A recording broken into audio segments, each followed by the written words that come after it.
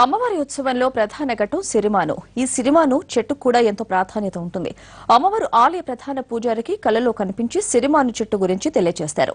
ఆ చెట్టుతోనే సిరిమాను రూపకల్పన జరుగుతుంది.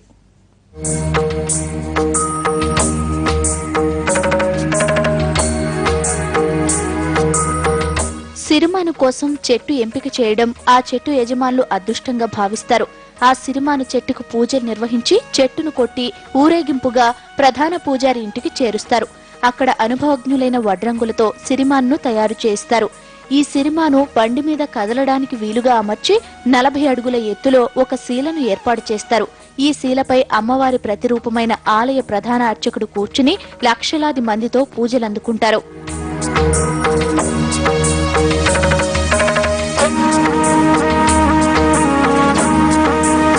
అంబరాన్ని తాకే ఎత్తులో సిరిమానుపై ఉన్న ఆయన భక్తులను ఆశీర్వదిస్తారు. ఎత్తైన సిరిమానుపై అర్చకుడు కూర్చునే పీటను అత్యంత నిపుణులైన వడ్రంగులు ఎంతో శ్రమించి తయారు చేస్తారు. ఇందుకోసం 20 మంది వడ్రంగులు 15 రోజుల పాటు నిర్విరామంగా కష్టపడతారు. సుమారు 250 సంవత్సరాల క్రితం ఈ దేవాలయంలో పెద్ద చెరువుల అమ్మవారి తాలూకు ప్రతిమ దొరికిన ప్లేస్ ఇది. మనకి ఎప్పుడు కూడా గ్రామ దేవతలు ఎప్పుడు కూడా ఊరు పొలిమేరులో ఉంటాయి. 250 సంవత్సరాల క్రితం ఇది గ్రామ పొలిమేరులు, అది గ్రామంలోకి పొలిమేరులోంచి అమ్మవారిని ఉత్సవంగా తీసుకుని వెళ్ళి ఉత్సవం చేసి ఉత్సవం అయిపోయిన తర్వాత తీసుకొచ్చి మళ్ళీ ఇక్కడ ప్రతిష్టాపన చేయడం అమ్మవారి తాలూకు ఆచారం. ఇది సుమారు 250 సంవత్సరాల నుంచి ఆచారంగా జరుగుతూ ఉంది.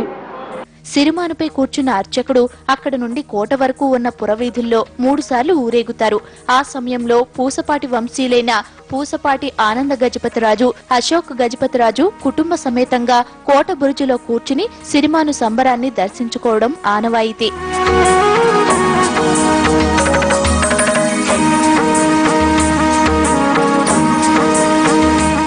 అర్చకులు కూర్చున్న సిరిమాను బండి ముందు జాలరివల, పాలధార, తెల్ల ఏనుగులు ఊరేగింపుగా వస్తాయి.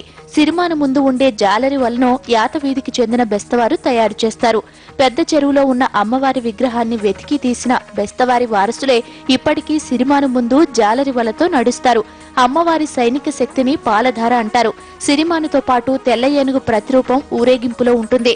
పూసపాటి వారి ఆడపడుచుకు అన్ని లాంఛనాలను గజపతిరాజులే అందిస్తారు.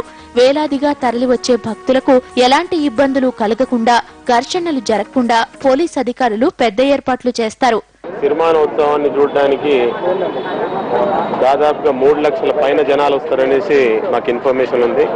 ఈ జనాలందరినీ ఈ సునాయాసంగా దర్శనం చేయించి అదే విధంగా వాళ్ళు మళ్ళీ రిటర్న్ జర్నీ కూడా ఈజీ కావడానికి మేము విజయనగరం ఫోర్స్ అదే విధంగా మా విశాఖపట్నం రేంజ్ లో ఉన్న ఫోర్స్ దాదాపుగా 1500 మందిని ఈ బందోబస్తు డ్యూటీ వాడడం జరుగుతుంది.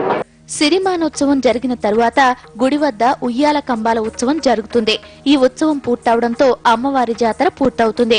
అనంతరం అమ్మవారికి పూజలు జరిపి పెద్ద చెరువులో హంసవాహనంపై తెప్పోత్సవాన్ని నిర్వహిస్తారు.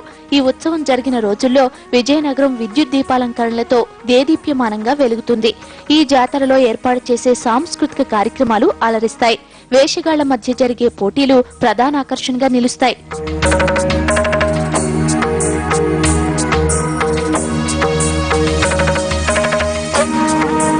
ప్రతి ఏటా ఈ ఉత్సవం కోసం ఉత్తరాంధ్ర వాసులు కళ్లల్లో ఒత్తులు వేసుకుని చూస్తారు. అన్ని ఇబ్బందుల నుంచి ఆ చల్లని తల్లే కాపాడుతుందని విశ్వసిస్తారు.